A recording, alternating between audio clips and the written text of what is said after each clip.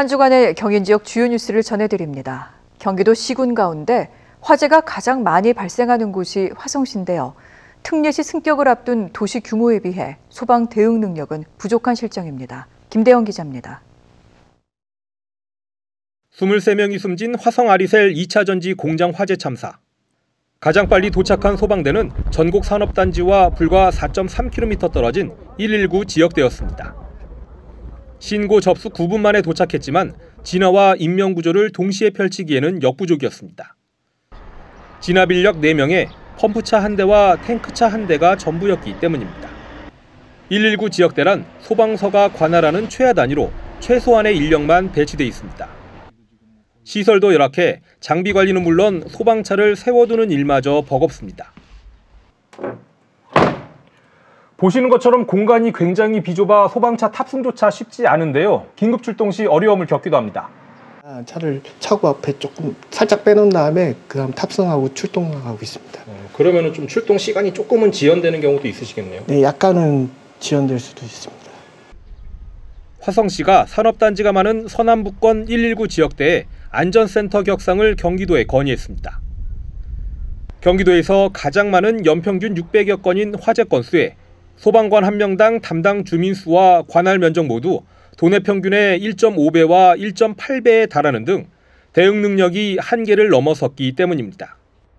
119 안전센터 같은 경우는 소방장비가 3대 그리고 인력도 15명 평균 인력으로 지금보다는 훨씬 더 소방력을 갖출 수 있다고 생각합니다. 화성시는 올 연말 착공하는 동부권 소방서에 이어 중부권에도 소방서 신설을 요청하는 등 특례시 규모에 걸맞은 소방력을 확보해 나갈 계획입니다.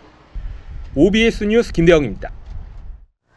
잘 풀리는가 싶던 백령도 대형 여객선 도입이 해운사의 사업 포기로 다시 원점으로 돌아왔습니다. 옹진군은 일단 인천시와 함께 선박을 직접 건조하는 방향으로 사업을 재추진하기로 했습니다. 김대희 기자입니다.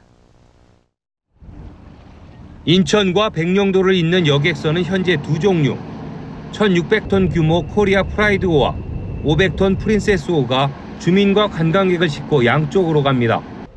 다만 승선 인원에 비해 선박 크기가 작고 차량은 아예 실을 수 없어 이용객들 불편이 큽니다. 올해 5월 공고 9차례 만에 한솔해운이 우선 협상자로 선정돼 2,000톤 넘는 대형 여객선 도입에 속도가 붙는가 싶었습니다. 계획대로라면 2026년 하반기부터 대형 여객선을 띄울 수 있었지만 한솔해운은 최근 사업 포기를 선언했습니다. 한솔해운 측은 국내외 금리가 가파르게 올라 선박 건조 자금 확보에 부담을 느껴 사업을 포기한다는 공문을 옹진군에 보냈습니다. 2,500톤급 선박을 인천시와 함께 건조하는 방안을 건의한 옹진군은 10차 공모 대신 시와 군이 직접 나서는 방향으로 사업을 재추진할 방침입니다. 백령도를 비롯한 서구 5도선을 지키고 있는 주민들이야말로 이곳에 사시는 것만으로도 애국이라고 얘기하는 것은 결코 조금도 지나치면 없는 얘기입니다. 옹진군은 국비 지원을 위해 정부에도 적극 건의한다고 밝혔습니다.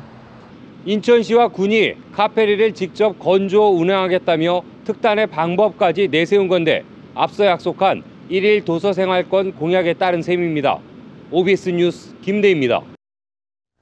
1기 신도시 재정비 선도지구 공모가 6대 1에 가까운 높은 경쟁률을 기록했습니다. 재건축 기대감이 높아지고 있는데 공공기여와 이주 대책이 변수로 꼽히고 있습니다. 윤종화 기자입니다. 안양 평촌 신도시의 한 아파트 단지입니다. 1기 신도시 재정비 선도지구 공모에 참여했는데 주민 동의율이 95% 가까이에 이릅니다. 용적률 상향 등의 사업성 개선 측면에 따라서 바로 사업 진행이 가능하다고 판단했고 그것을 적극적으로 주민들한테 홍보했습니다. 선도지구 공모에 참여한 1기 신도시 아파트 단지는 15만 3천여 가구. 성남 분당이 7.4대 1의 경쟁률로 가장 높고 부천 중동이 6.6대 1로 뒤를 잇습니다. 나머지 고양 일산, 군포 삼본, 안양 평촌도 5대 1 안팎의 경쟁률을 기록했습니다.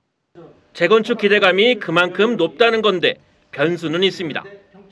개발 이익으로 문화 체육시설 등을 조성하는 공공기여 비율을 놓고 지자체와 재건축 조합 간 갈등을 빚고 있습니다. 안양시는 종전 용적률에서 기준 용적률 330%까지 일구간의 공공기여율을 15%로 설정했다가 10%로 하향 조정했습니다. 성남시는 추가 공공기여에 따른 가점을 부여하는데 선도지구 선정 이후에도 조합과의 갈등이 벌써부터 예견되고 있습니다. 여기에 영구임대 아파트 재건축, 유휴부지 개발 등을 통한 이주 대책도 추진하고 있는데 이주 수요를 감당하기엔 부족하다는 지적이 나오고 있습니다. 이주 수요를 흡수할 수 있는 지역의 주택 공급이 충분히 이루어질 수 있도록 인근 택지 주택 공급을 차질 없이 추진하고 필요시에는 소규모 신규 개발 사업을 통해 2027년 선도지구 주민 이주가 예정되어 있는데 제때 이주 대책이 마련되지 않으면 사업에 차질을 빚을 수도 있습니다. OBS 뉴스 윤종아입니다.